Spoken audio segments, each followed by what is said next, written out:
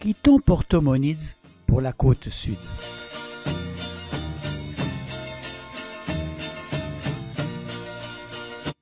Premier arrêt à Achadas da Cruz,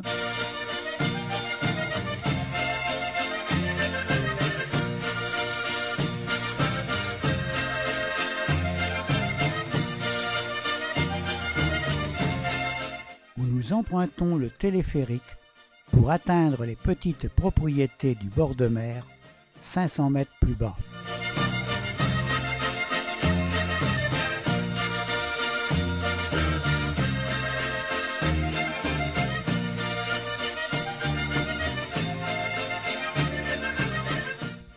Les locaux y possèdent de petits terrains avec parfois une construction où ils peuvent venir passer la journée ou le week-end.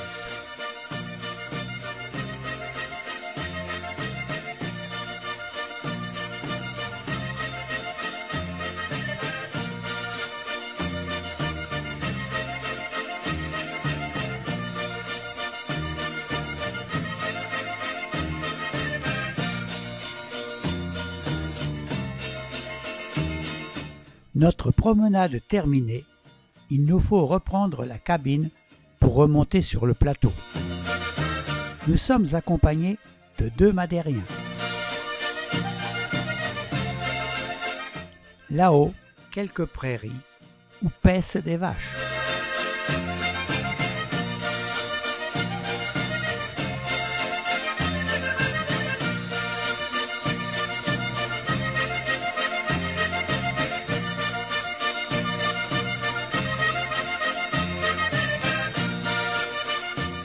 Nous atteignons Ponta do Pargo et son cap, le plus occidental de l'île, sur lequel est installé un phare.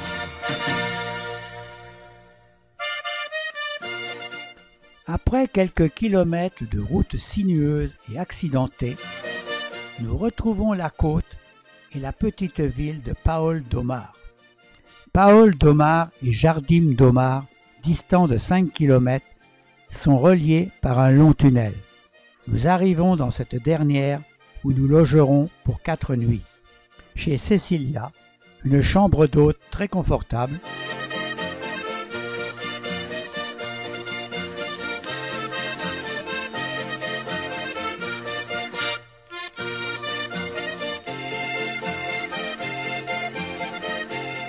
surplombant la mer que nous découvrons de notre balcon.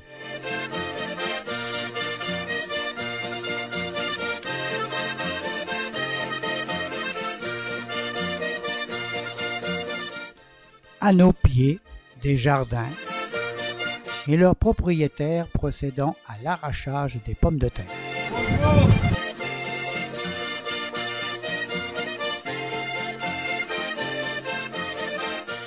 Ces jardins, comme tous ceux de l'île, sont arrosés par irrigation.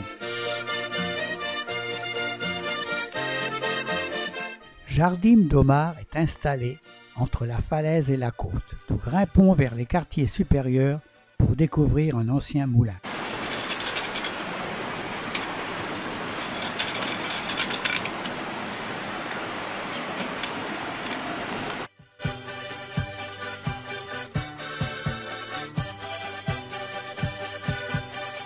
Il était mu par l'eau d'une levada coulant dans un aqueduc et chutant sur la turbine pour entraîner la meule.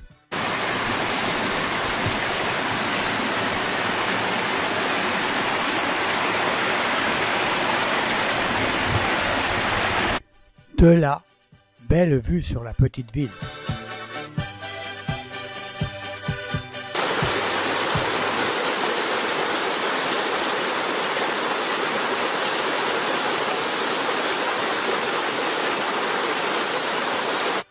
Redescendons dans le centre et promenons-nous dans la partie piétonne par ces ruelles pavées.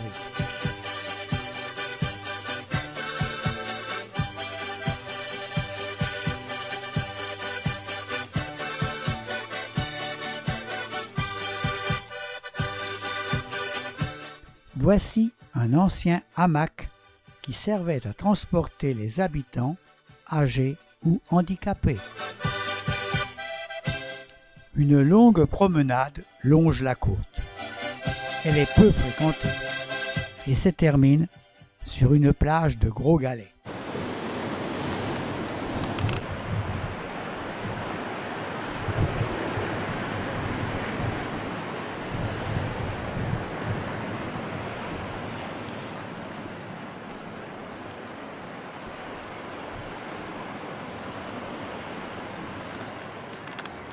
Le soir, de notre balcon, nous admirons le coucher du soleil.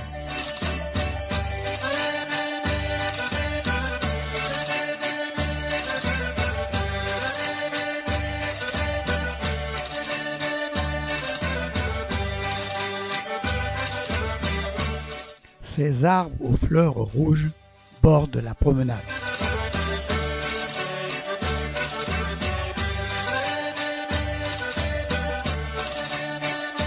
Nouvelle randonnée. Au départ de Prazeres, nous suivrons une partie de la Levada Nova. C'est ici que les eaux sont réparties dans les différentes levadas par un employé spécial. Au départ, nous traversons des jardins et la levada est bordée d'agapanthes en fleurs.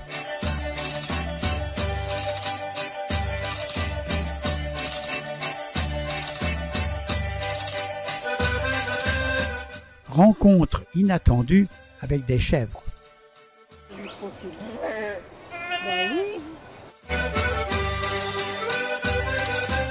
Passage dans la forêt, avec vue sur la côte en contrebas.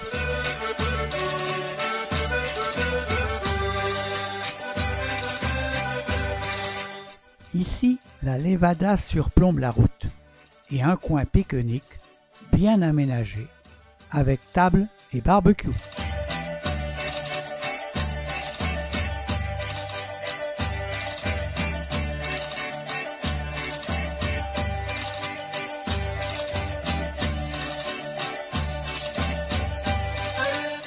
Nous retrouvons des cultures diverses avec leur système d'irrigation.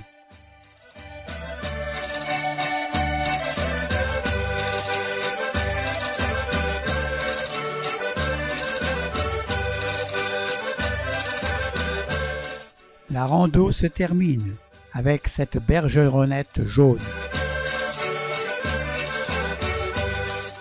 Nous voici à Punta do Sol. Nous visitons une romerie, mais la saison de la canne à sucre étant terminée, elle est à l'arrêt.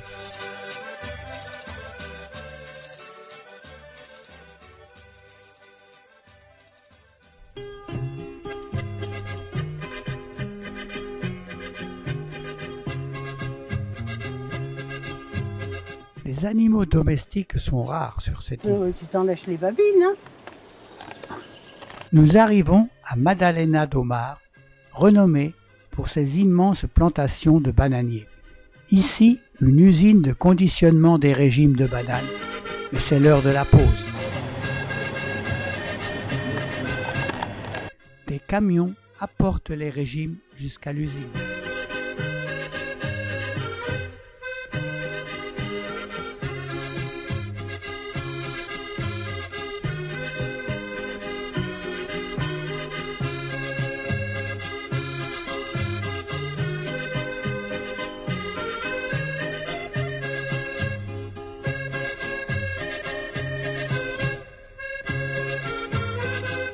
Fleur ouverte. Alors, Rittring à crête de coq. Et Rittring à crête de coq. Ah, c'est curieux.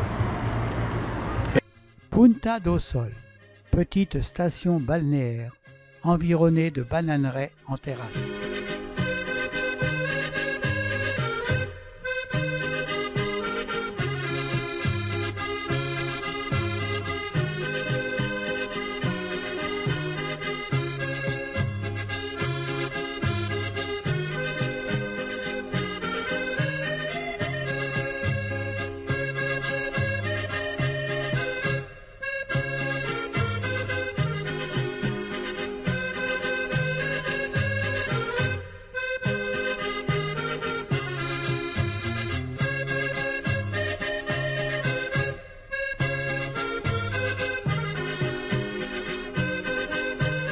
Reprenons la route vers le nord.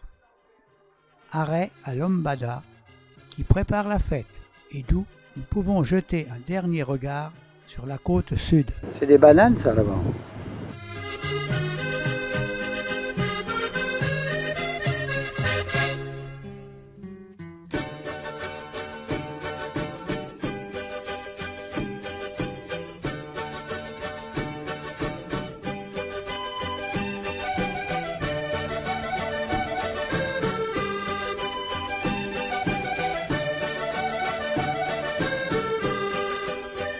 Sur le plateau central, nous sommes accueillis par des bovins.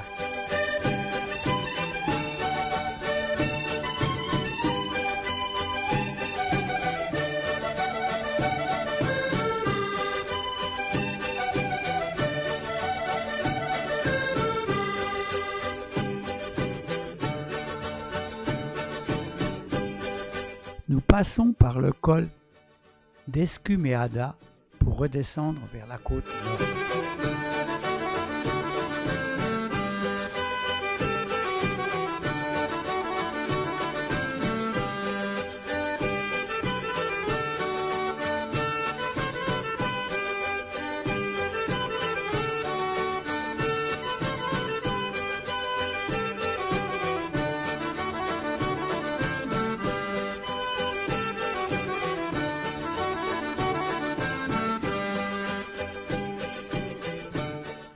Les villages côtiers apparaissent depuis les hauteurs.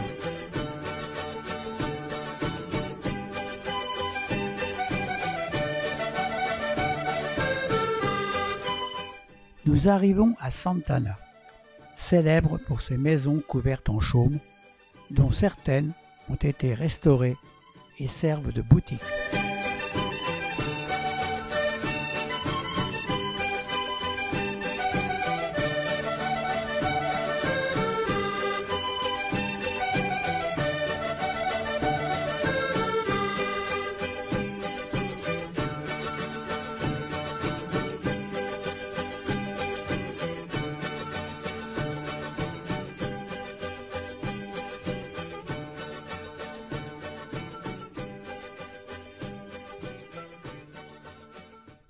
L'une d'elles est présentée avec son mobilier d'époque.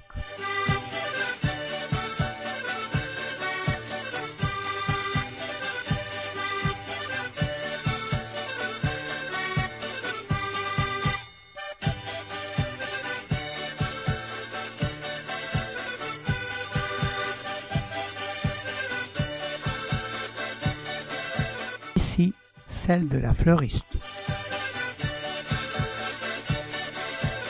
Cette autre, plus authentique, sert de réserve à une vieille dame.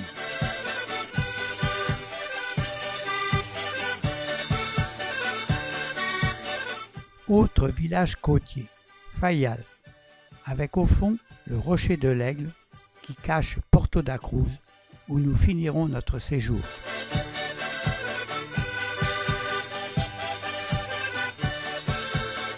Mais avant Porto da Cruz, un arrêt à Sao Roque pour une petite promenade en remontant une levada.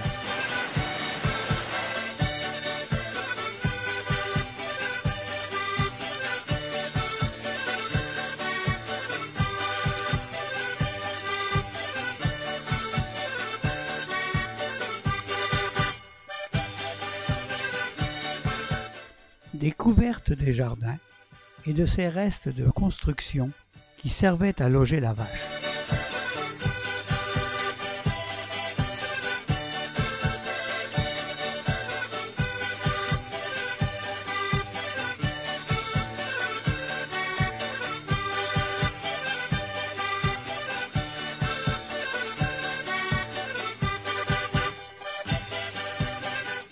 Les jardins sont toujours bien verts et foisonnants de plantes.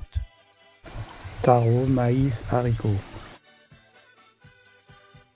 Un madérien descend de son terrain avec un chargement de maïs.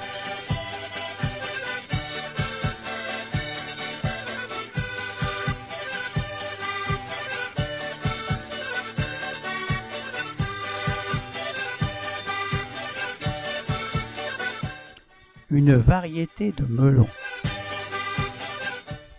une magnifique touffe de vipérine. Nous découvrons les alentours de Porto da Cruz et le rocher de l'Aigle, haut de 590 mètres. À gauche, dominant la côte, l'hôtel où nous passerons 4 nuits. L'entrée de l'hôtel côté rue. La vue depuis le balcon de notre chambre.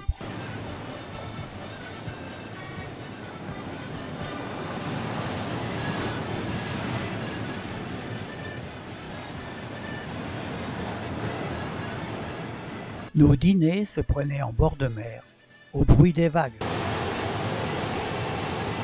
Maintenant, je vais faire un panorama pour montrer qu'on est près de la mer. Au coucher du soleil, les rochers lointains prenaient une teinte particulière. Chaque matin, des ramasseurs de patelles fouillaient les rochers. Une promenade nous permet de passer devant le minuscule port. Les crabes sont présents.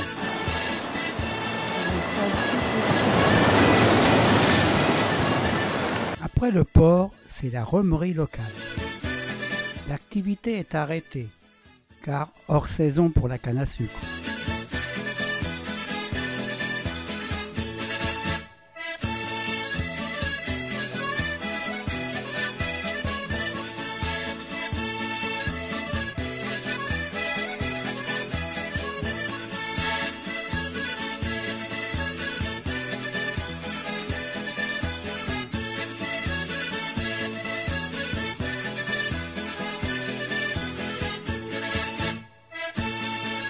Mais la dégustation et les achats sont tout à fait possibles. À l'autre extrémité de la ville, une ancienne romerie avec sa cheminée en pierre. L'église, reconstruite au XXe siècle. Et le cimetière en bordure de torrent.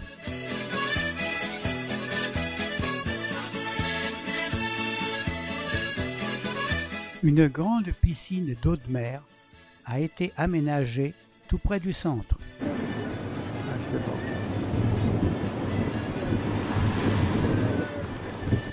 Et nous en profitons.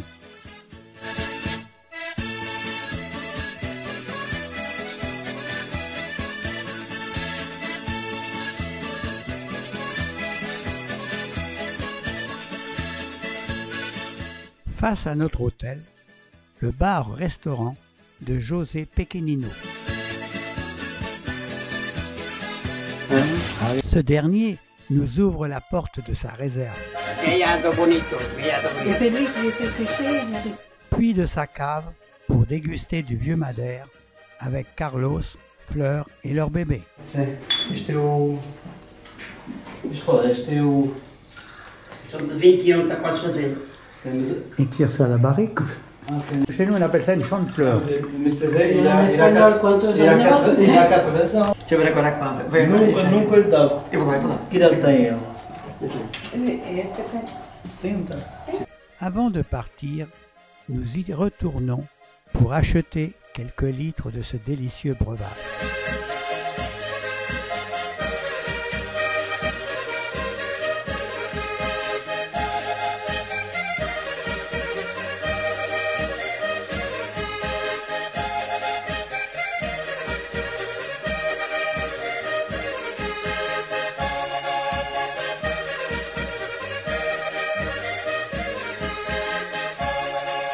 Mais j'aimerais bien que tu refasses une photo où je suis avec... Non problème. Et là, il est en train de filmer. Là. Une des spécialités locales, la spetada, une brochette de bœuf sur tige de laurier cuite au barbecue. C'est les brochettes Il pour le attend un garde. peu quand on fera...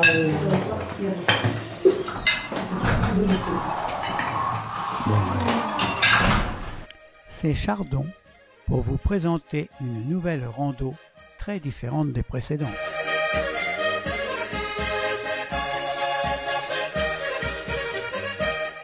Nous partons pour la pointe de Sao Lourenço Ce parcours de 8 km aller et retour nous permet de traverser des landes arides et vallonnées battues par le vent en longeant de vertigineuses falaises noires et rouges frappées par les vagues.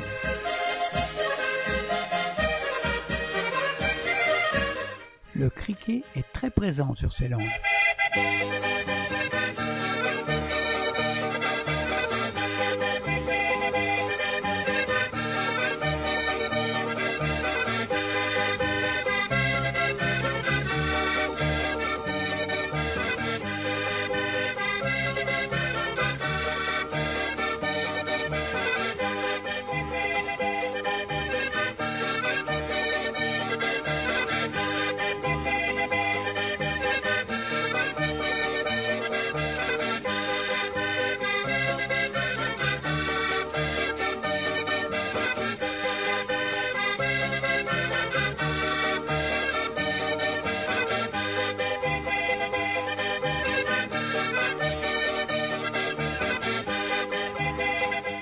La végétation est souvent rabougrie.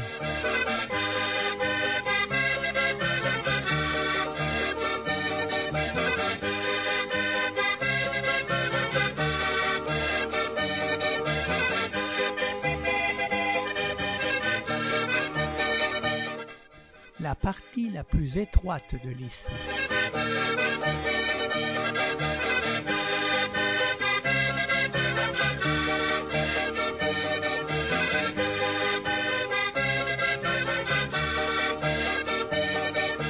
Près du but, voici la Casa da Sardina, où il est possible de boire et casser la croûte pour prendre un peu de repos.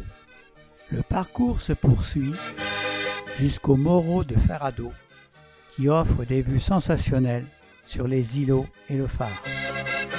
Après avoir atteint ce promontoire, il faut rebrousser chemin. Un goéland salue notre passage.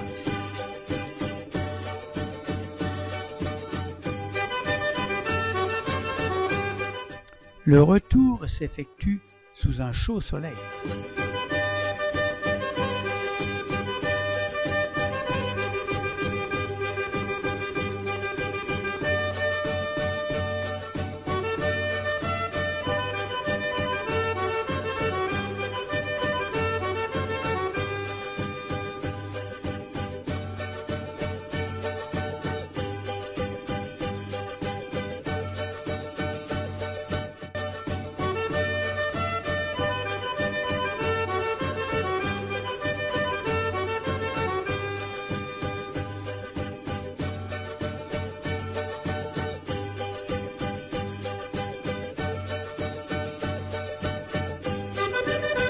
Un aloès en fleurs fait la transition avec le jour suivant.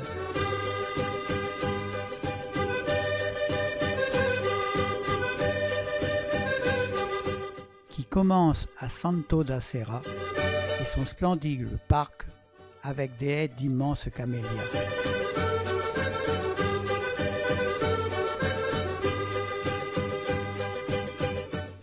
Ici, les arbres sont envahis de lichens.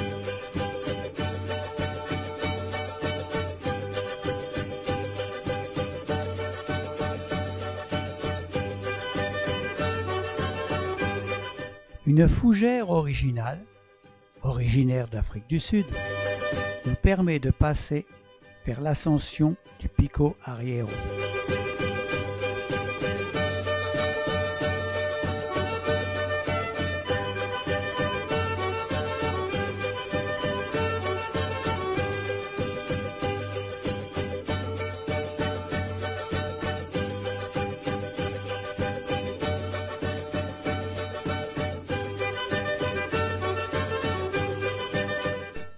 Son sommet est occupé par un radar. Quelques plantes rencontrées en montant, comme cet arbuste aux fleurs rouges et ses vipérines.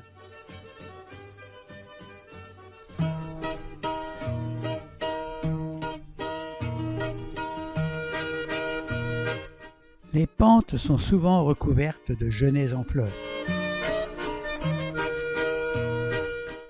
Toujours ce relief tourmenté.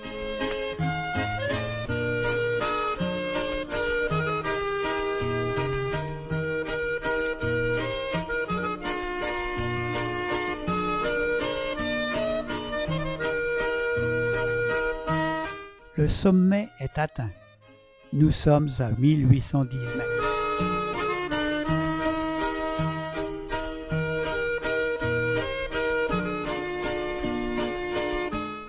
De là-haut, vue vers les autres sommets, et le sentier permettant de rejoindre le Pico Ruivo. Nous reprenons la route pour Ribeiro Frigo, où un arrêt nous permet d'observer le pissenlit géant, visiter un élevage de truites.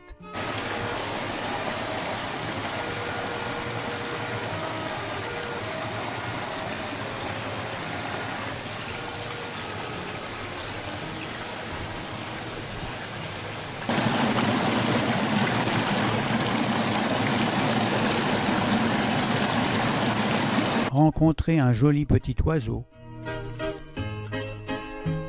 faire une petite promenade vers un balcon au-dessus de la vallée,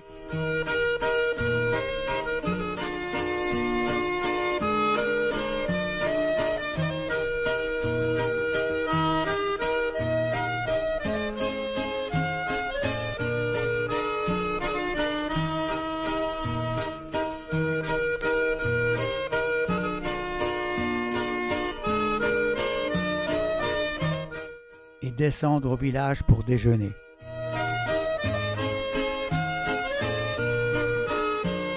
Voilà, pitanga ou cerise de Cayenne. Ces excellents fruits nous permettent la transition vers notre dernière rando pour atteindre le sommet de l'île au Pico Ruivo.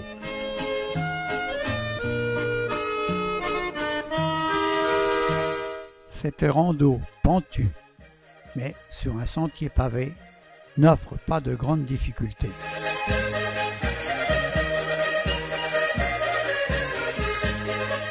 Depuis ce sentier, nous apercevons le refuge près duquel nous passerons avant le sommet et le Pico Arriero avec son radar.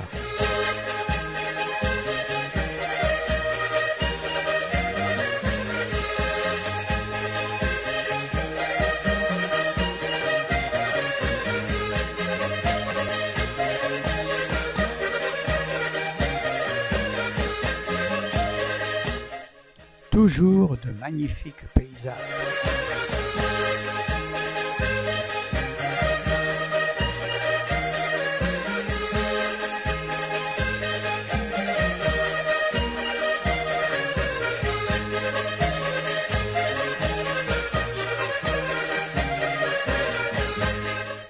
Ici, une ancienne porte pour le bétail.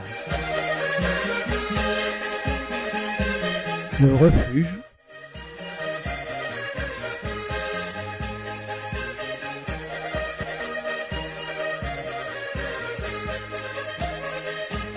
Et le sentier qui y conduit.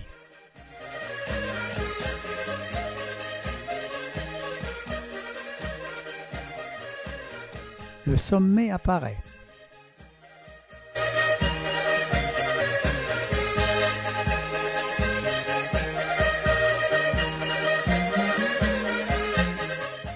Un dernier effort et nous y voilà. Allez, dernier effort pour atteindre le sommet. Les marches sont hautes.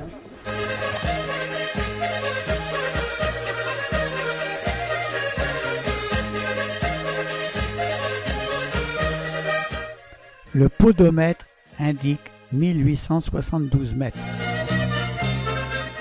C'est le retour par le même sentier bien fleuri.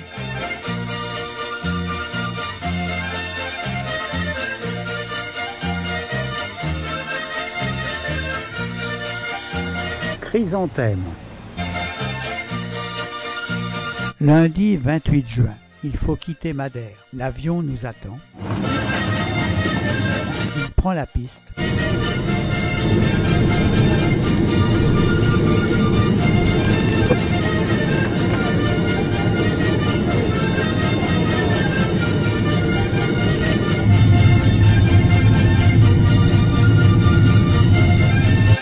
et d'école pour Orly.